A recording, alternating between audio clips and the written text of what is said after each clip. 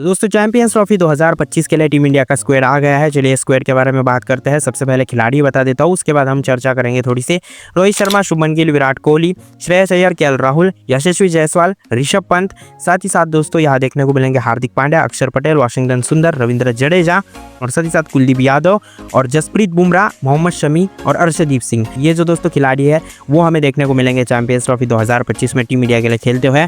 अभी खिलाड़ी बाय खिलाड़ी बात करते हैं। सबसे पहले बैट्समैन की बात करते हैं। रोहित शर्मा की अगर हम बात करें, मुझे ऐसा लगता है कैप्टन है और इनकी जगह कोई ले नहीं सकता। वाइड बॉल में तो और वनडे में स्पेशली इनकी जगह कोई नहीं ले सकता। एक सबसे तगड़े बैट्समैन है दोस्तों, और इस एरा के तो बढ़िया ही बैट्समैन है दोस्तों। बहुत सारे रन इन्होंने बनाए हुए हैं और कैप्टन है तो लेके जाना ही था, तो इनका ज़्यादा बात नहीं करूंगा मैं। अगर हम बात करें शुभमन गिल की, बिकॉज ये वाइस कैप्टन है दोस्तों चैंपियंस ट्रॉफी में, तो जो रीज़न है वो यही सामने निकल के आ रहा है कि जो श्रीलंका के साथ सीरीज़ हुई थी वहाँ भी ये वाइस कैप्टन थे, जिसकी वजह से यहाँ भी इनको वाइस कैप्टन रखा गया है, इनके साथ ही कंटिन्यू किया गया है। क्योंकि ये टीम हार्दिक पांड्या को नहीं देख रही थी। ऋषभ पंत एक अच्छे कंटेंडर थे, या केएल राहुल भी अच्छे कंटेंडर थे, या बुमराह भी, लेकिन बुमराह को तो इंजरी हो गई है। और बाकी केएल राहुल, ऋषभ पंत पे उतना ज़्यादा टीम इंडिया रिस्क नहीं ले रही है। तो शुभमन गिल ही एक ज़्यादा मतलब वहाँ फिट बैठ रहे थे कि वाइस कैप्टन के लिए यही अच्छे है। और हार्दिक पांड्या की तरफ तो ये टीम देख ही नहीं रही है, तो उनकी तो चर्चा ही नहीं हो रही है।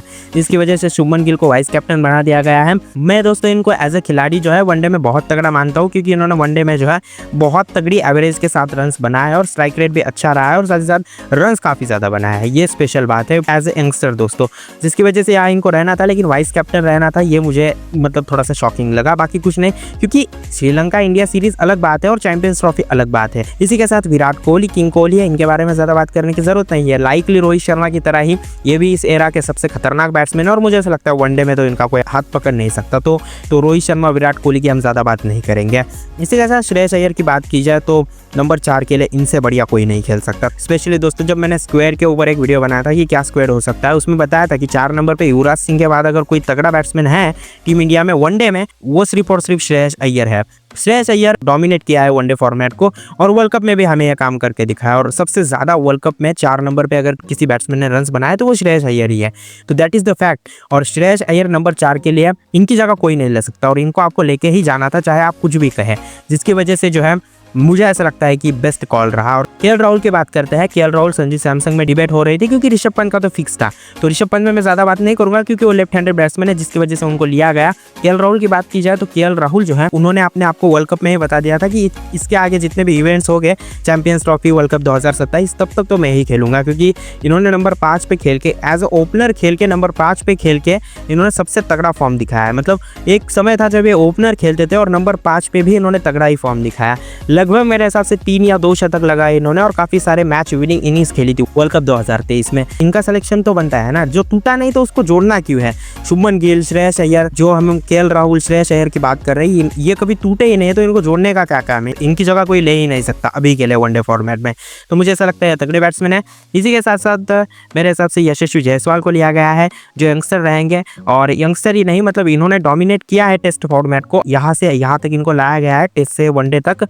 लेकिन मैं आपको बता दूं कि एक भी मैचेस में चांस नहीं मिलेगा। लाइकली T20 वर्ल्ड कप की तरह ही इनको चांस नहीं मिला था, यहाँ भी नहीं मिलेगा। इसका रीज़न यह है कि शुभमन गिल वाइस कैप्टन है और वाइस कैप्टन सभी के सभी मैचेस खेलता है। हालांकि इंजरी हो जाए तो ऐसा कुछ हो जाए तो शायद मौका मिले, लेकिन मुझे नहीं लगता कि यशस्वी जायसवाल को उतना मौका मिलेगा, और मौका मिलेगा ही नहीं, क्योंकि वाइस कैप्टन तो हर एक मैच खेलता है और कैप्टन भी।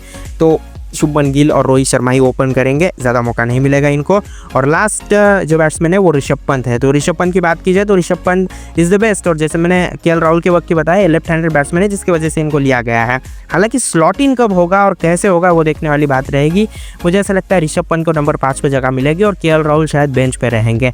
ऐसा नहीं होना चाहिए, लेकिन ऐसा हो सकता है। या तो ये दोनों भी खेल सकते हैं, ऋषभ पंत को फिर नंबर 6 पे खेलना होगा। ऐसा तो हो नहीं सकता, क्योंकि इतनी नीचे से बैटिंग क्या वो करेंगे। वैसे ये भी अच्छा तरीका है मैचेस जीतने का, लेकिन शायद न हो ऐसा, तो वो देखने वाली बात रहेगी इन दोनों में से कौन खेलेगा। ऑलराउंडर्स की बात कर लेते हैं तो हार्दिक पांड्या, अक्षर पटेल, वाशिंगटन सुंदर है और रविंद्र जडेजा भी है। तो इनमें से तो 2 तो फिक्स थे, रविंद्र जडेजा और हार्दिक पांड्या। मैंने पहले भी कहा था कि इन दोनों की जगह वनडे से कोई नहीं ले सकता, और स्पेशली इन्होंने वर्ल्ड कप में अच्छा किया था, जिसकी वजह से इनकी जगह कोई नहीं ले सकता। और अक्षर पटेल, इन्होंने डोमिनेट किया है हर एक फॉर्मेट को इस साल, मतलब लास्ट ईयर 2024 में, तो इनकी जगह तो बननी ही थी। और वो अच्छे स्पिनर है दोस्तों, वो बहुत बढ़िया कंडीशन के हिसाब से जो है बॉलिंग करते हैं और बैटिंग भी तगड़ी कर लेते हैं। जब भी ज़रूरत होगी तो ऊपर बैटिंग कर सकते हैं और अच्छे से रन्स बना सकते हैं, स्कोर बोर्ड चला सकते हैं, जिसकी वजह से उनको लिया गया है।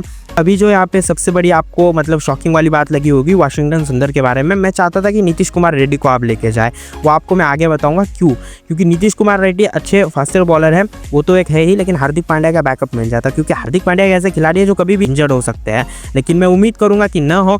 मुझे ऐसा लगता है कि आपने एक सिर्फ प्लेइंग 11 कॉम्बिनेशन बनाया स्क्वाड में, कि ये 11 खिलाड़ी खेलेंगे, इनके सिवाय जितने भी 4 खिलाड़ी होंगे बाकी के, वो सिर्फ बेंच पे ही बैठने के लिए हम लेंगे। बाकी वाशिंगटन सुंदर ऑफ स्पिन कर लेते हैं, और प्लस लेफ्ट हैंडेड बैट्समैन है, लेफ्ट हैंडेड बैट्समैन को बहुत ज़्यादा वैल्यू है अभी के समय में टीम इंडिया में। टॉप ऑर्डर में एक भी ऋषभ पंत के सिवाय मतलब वो तगड़ा बैट्समैन नहीं है, जिसकी वजह से लेफ्ट हैंडेड बैट्समैन की मैं बात कर रहा हूँ, इसकी वजह से शायद वाशिंगटन सुंदर को मौका मिला होगा।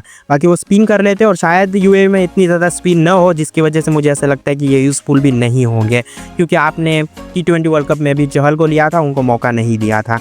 तो ये टीम इंडिया एक कॉम्बिनेशन बनाती है प्लेइंग 11 का ही, बाकी कुछ नहीं। जितने भी आपको बाकी के 4 खिलाड़ी देखने को मिलेंगे, उनको जगह भी नहीं मिलेगी ज़्यादा, मतलब मिलेगी ही नहीं, ऐसा आप समझ सकते हैं। इसी के साथ अब सिर्फ 3 फास्टर बॉलर्स लिए गए हैं, जिसमें से एक इंजर्ड है, एक लेफ्ट आर्म है और एक राइट आर्म है, जो है मोहम्मद शमी और अर्शदीप सिंह, और एक जो है जसप्रीत बुमराह जो इंजर्ड चल रहे हैं। 50-50 तक का अभी चांसेस है कि वो खेलेंगे या नहीं खेलेंगे। हालांकि न्यूज़ है कि वो खेल सकते हैं, लेकिन अभी तो हमें यही मान के चलना होगा कि वो रिस्की है, तो अभी हम उनके बारे में ज़्यादा बात नहीं कर सकते हैं।